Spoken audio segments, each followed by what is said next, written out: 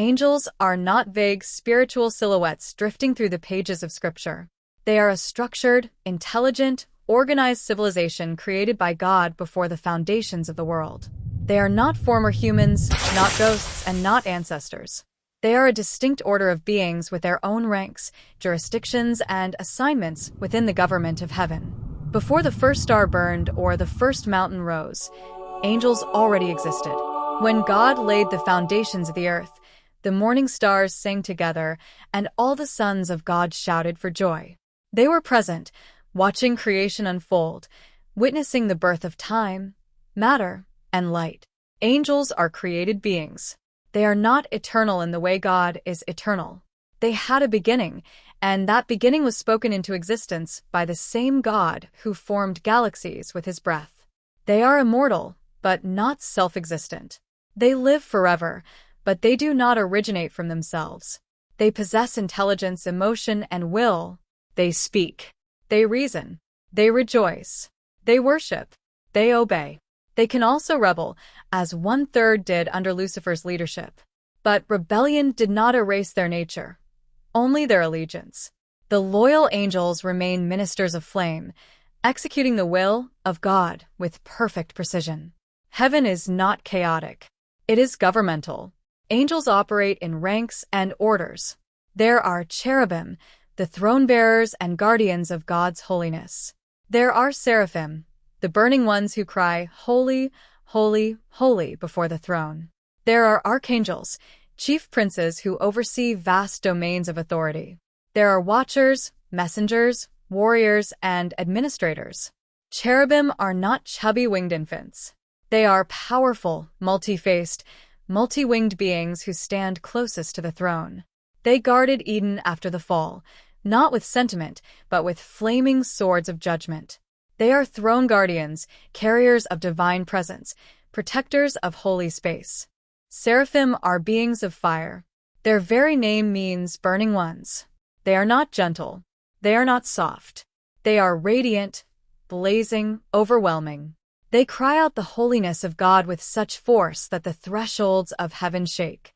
Their voice is not a whisper, it is a quake. Archangels are commanders.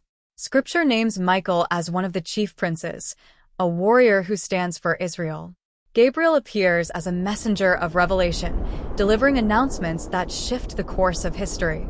These are not low-ranking angels. They are leaders of heavenly armies. Angels are spiritual beings, but they can manifest physically when their assignment requires it. They appeared to Abraham as men who sat, ate, and spoke with him. They appeared to Lot and physically pulled him out of danger. They appeared to Daniel with overwhelming glory that left him trembling.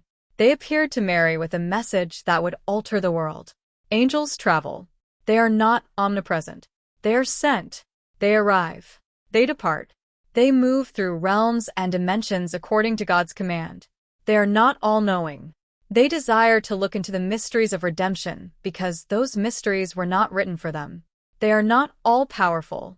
They operate only within the authority God grants them. They do not act independently. They do not freelance. They execute assignments with precision, timing, and obedience. Angels minister to the heirs of salvation. They protect, deliver, strengthen, and guide according to God's will. They are not to be worshipped. They refuse worship. They point all glory to God. They are not mediators between God and man. Only Christ holds that role. They are not to be prayed to. They are servants, not lords. Angels execute judgment. They struck Egypt. They defended Israel. They shut the mouths of lions. They destroyed armies. They held back winds. They poured out bowls. They blew trumpets. They bound Satan. They will gather the elect. They will separate the wicked. They are instruments of both mercy and justice. Angels observe the church. They watch the unfolding wisdom of God displayed through redeemed humanity. They see the body of Christ being prepared to take the seats once occupied by fallen principalities. They witness the mystery of grace, something they themselves will never experience. Angels do not die.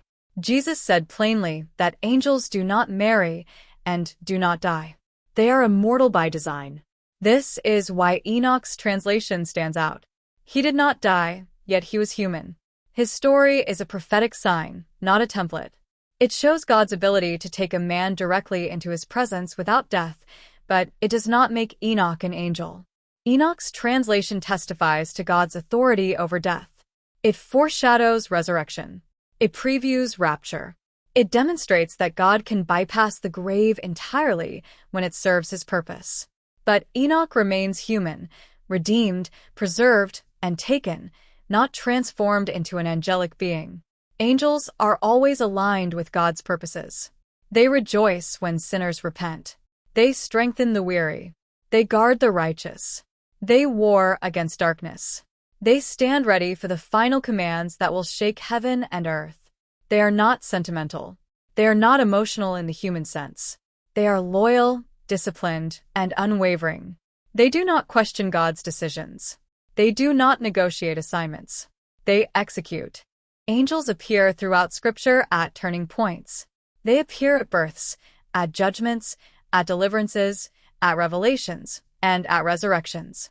They appeared at the tomb of Jesus with power that shook the earth. They will appear again in the clouds when the Son of Man returns.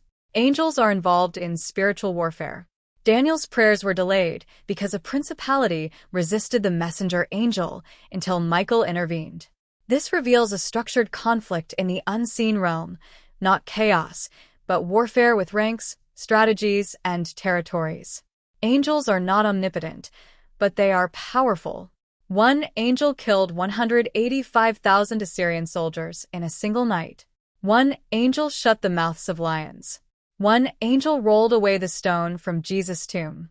One angel will bind Satan for 1,000 years. Angels are not sentimental guardians floating above cribs. They are warriors, messengers, administrators, and worshippers. They are part of a kingdom, not a cartoon. Angels worship God continually. They cry out His holiness. They declare His glory. They stand in awe of His wisdom. They marvel at His plan of redemption. They witness His judgments. They celebrate His victories. Angels are not confused about who God is. They do not debate His authority. They do not question His decisions. They see Him as He is, enthroned, sovereign, holy, and eternal. Angels will play a major role in the end-time events. They will sound trumpets. They will pour out bowls. They will gather the elect. They will separate the wicked. They will execute judgments that shake the heavens and the earth. They will accompany Christ at His return. They will fill the sky with glory. They will stand as witnesses to the final confrontation between the Lamb and the armies of darkness. Angels are not the center of the story, but they are essential to the story. They are not the heroes, but they serve the hero. They are not the Redeemer, but they serve the Redeemer. They are not the bride, but they watch the bride being prepared. They are not the heirs, but they minister to the heirs. They are not the rulers of the age to come, but they witness the rise of those who will rule with Christ. Angels are real. They are active. They are organized. They are powerful. They are loyal. They are watching. And they are preparing for the final phase of God's redemptive plan, the return of the King and the restoration of all things. Thanks for walking through this teaching with me. The angels of God are not distant myths. They're active witnesses to His unfolding plan. If you learned something today, like the video, subscribe and tap the bell. It keeps you connected for the next revelation.